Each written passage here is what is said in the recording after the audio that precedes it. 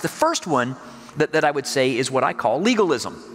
Now, I need to define that term for all of us because you might have a different view of it than I do. But let me define legalism. And this is somebody who has a pulse, that they know Jesus, but it's a misaligned view of salvation. Legalism is a strict set of rules or checklists or hoops that we must jump through. In other words, we've probably all experienced some of that. Well, you know, here's, you got to do this, you got to do this, you can't wear this, you can't go there, you can't say this, you can't do this, you can't, I mean, we got all this stuff, and then there's a list that you grew up with, and then you met somebody that had a different list than you did, and then you met another person that had a different list than you, and it was all these different lists. But what happens is we become Christians, and we're in a situation or around people that have a checklist. And the checklist is really so that they can feel better about themselves. And what happens is that checklist, that rules, those hoops and everything, what happens is they usually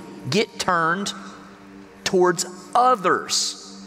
And what happens is we can go, I'm in, you're out. This is, I know I'm in because I do this, and this. And that's what makes me a Christian.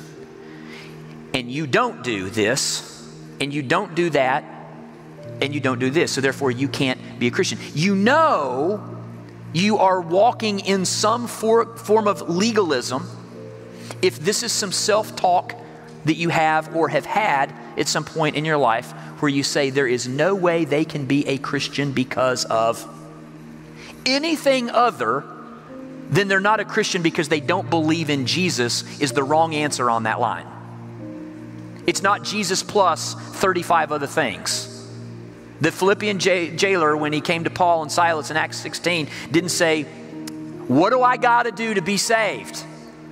Paul didn't say, well, you need to read this catechism. I need to check your voting registration in Galilee or Philippi. I need to know what your issues are on this. I need to know what your belief is on this. I need to know what you think about this movie and what you think about this book. And I need to know what you think. He said, believe on the Lord Jesus Christ and you will be saved.